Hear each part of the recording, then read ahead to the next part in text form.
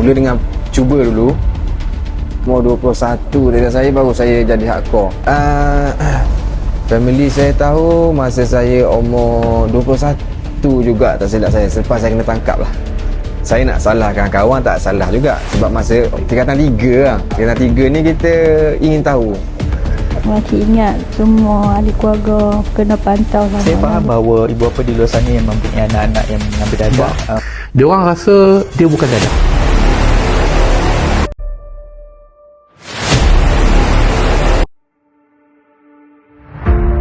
Slogan Perangi Dadah Tanggungjawab Bersama yang seringkali kita dengar merupakan bukti bahawa dadah masih menjadi musuh utama negara sehingga ke hari ini. Isu penyalahgunaan dadah dalam kalangan masyarakat masih berada pada tahap yang membimbangkan.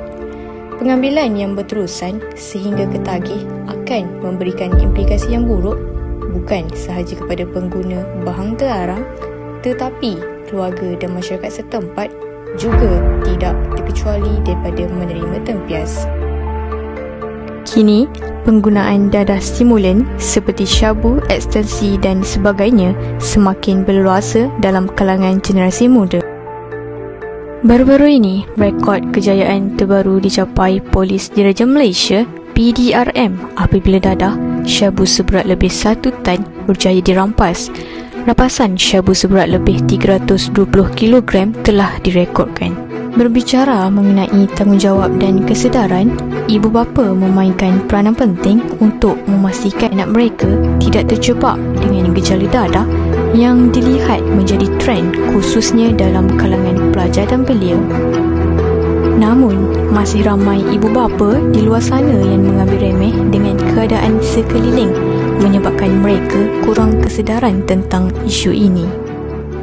Hanya ingin dikenali sebagai mak ngah, ibu yang memiliki 4 orang anak ini berkongsi kisah tentang salah seorang anaknya yang ketagih menghisap dadah jenis syabu. Sejak bila tu makcik tak pasti, tapi rasa-rasa dah banyak tahun lah dia berlarutan macam tu. Keadaan dia tu nampak-nampak macam gaya seorang penagih lah. Makcik pun tak mahu dah nak sebut cakap yang pelik-pelik untuk anak makcik, tapi dah buat macam mana, benda dah terjadi. Dadah tu sebelum ni makcik tak pasti dia ambil jenis dadah apa, tapi sebab dia masuk pusat masa tahun 2015 lah macam tu. Dekat pusat tu dia cakap anak makcik ni ambil dadah jenis syabu tu lah. Makcik pun tak tahu lah syabu tu benda apa. Pernah terjerumus dalam jerat dadah dengan pelbagai pengalaman yang dapat dijadikan tauladan, Encik Hafiz turut berkongsi kisah hitam hidupnya semasa berada dalam pengaruh pil dadah. Umur 21 dari saya baru saya jadi hardcore, ambil mengikat teruk lah. Masa jumpa jenis-jenis baru macam pil. Kali cuba memang dia ada datang. Sedap juga benda ni dengan bau wangi dia, dengan rasa sedap. Sting dia bukan kaya macam ganja apa. Dia rasa cergas. Kalau sekarang lah, zaman sekarang ni, kalau kita sebut dadah stimulan, dia lebih terarah kepada dadah sintetik. Maksudnya dadah sintetik ataupun dadah buatan yang mana memberikan kesan negatif kepada tubuh badan manusia dan boleh bertindak balas yang sehingga mencapai ke tahap hilang kewarasan akal. Stimulan yang famousnya adalah syabu lah. So syabu dalam kategori stimulan, iaitu dalam kategori merangsang. Dan selain daripada syabu, Air-5, ecstasy juga termasuk dalam kategori merangsang lah. Dan dicipta dalam makmal. Dia dicipta dalam makmal, dia bukannya daripada tumbuh-tumbuhan, dia bukan daripada pokok, apa semua tak ada.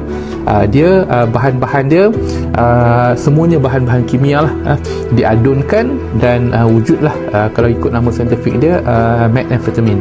So methamphetamine tu adalah syabu lah. Dan syabu ni pula dia dihasilkan, dia macam ketul ais, kemudian dipecah-pecahkan, dia crack, dia jadi kecil-kecil lah. Ni ada contoh kapal syabu yang dekat dalam ni. So bila dah dia pecahkan kecil-kecil macam tu dan lebih kurang macam kerang kasar, so dijual dalam packing lah. Okay, itu secara ringkas lah berkenaan dengan dadah stimulan lah. Okay. Dadah jenis syabu ini dikatakan dadah baharu, namun dari manakah ianya berasal? Memang bukan dalam negara kita. Kalau kita tengoklah dari segi orang kata apa, susur galur kemasukan dia ke Malaysia ni, paling dekat Filipin lah. Kalau kita paling dekat, kalau dengan negara kita ni paling dekat Filipin, dan negara-negara lain macam Amsterdam, Belanda yang masuk daripada Eropah lah, negara-negara barat yang masuk ke negara kita. Itu di peringkat awal. Tapi sekarang kalau you all perasan kan, polis ada buat rampasan makmal dadah. So rampasan makmal dadah tu, bila polis ambush makmal dadah, bermaksud ada pemprosesan di dalam negara. So bila ada pemprosesan dalam negara, dalam erti kata lain, syabu itu telah diproses dalam negara kita. Tapi tak banyak lah, dan kita pun, saya tak sikit je lah, kita pun tak adalah dengar sampai hari ni ada makmal dadah, esok makmal dadah, tak ada. Tapi rampasan dadah yang dibawa masuk, yang dieksport masuk tu, yang kita ada dengar lah.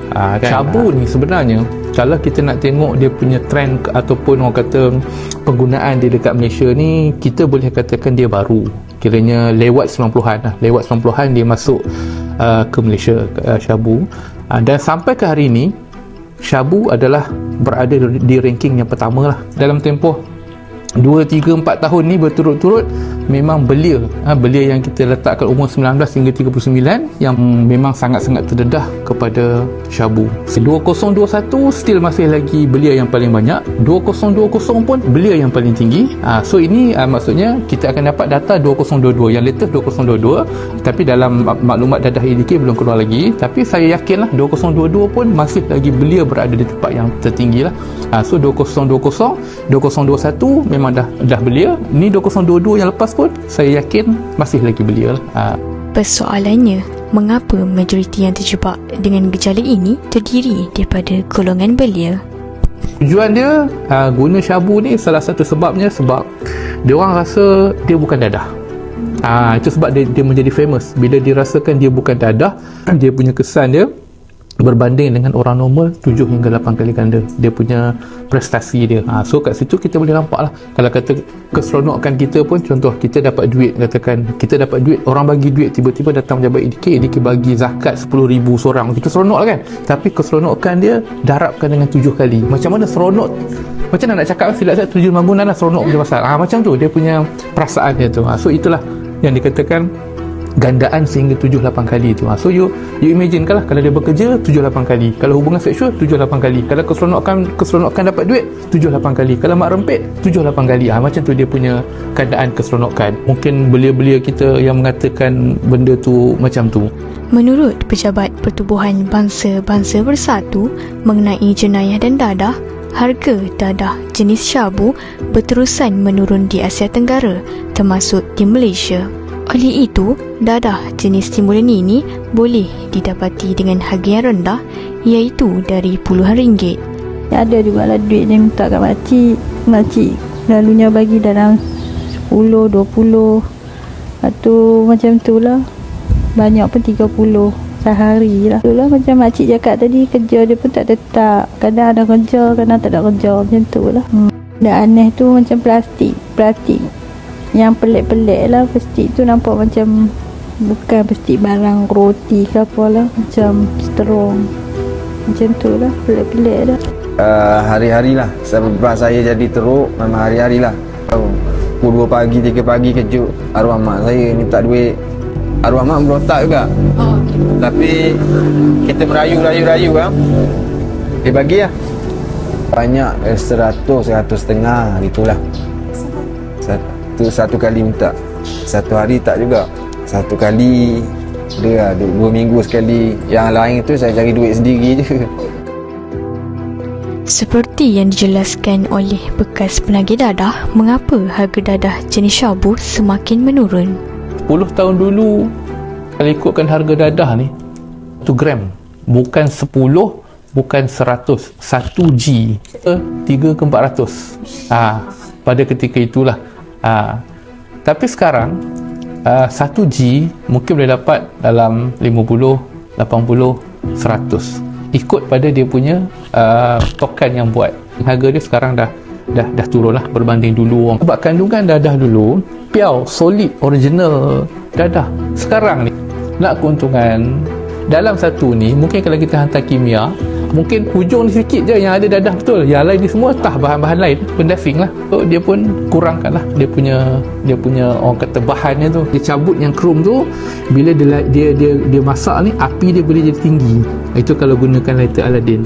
Kalau you guna lighter Cricket, dia ada dua jenis kan. Cricket api dia tak boleh naik tinggi, dia kena gunakan Aladin.